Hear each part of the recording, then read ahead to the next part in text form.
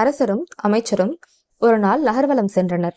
அப்போது ஒரு இளைஞன் அவன் வீட்டின் முற்றத்தில் அமர்ந்து விலை உயர்ந்த பட்டு சால்வையால் தனது செருப்பை துரைத்துக் கொண்டிருந்தான். அதை பார்த்த அரசருக்கும் அமைச்சருக்கும் ஆச்சரியம், அதிர்ச்சி. அரசர் உடனே அமைச்சரிடம் கேட்டாராம், இவன் ஏன் இப்படி செய்கிறான் என்று எனக்கு புரியவில்லை, உங்களுக்கு புரிகிறதா என்று கேட்டார். அதற்கு அமைச்சர், இவன் ஏன் இப்படி செய்கிறான் என்று எனக்கும் புரியவில்லை மன்னா. யாராவது விலை உயர்ந்த பட்டு சால்வையை சாதாரண செருப்பை துடைப்பதற்காக பயன்படுத்துவார்களா? ஒருவேளை இவனுக்கு மனநிலை சரியில்லையோ? பட்டு சால்வையை கொண்டு செருப்பை துடைக்கும் அளவுக்கு பெரிய செல்வந்தனாகவும் அவனை பார்த்தால் தெரியவில்லையே. எதற்கும் அவனை கேட்டு பார்த்து விடலாம் மன்னா என்று அமைச்சர் பதில் கூறினார்.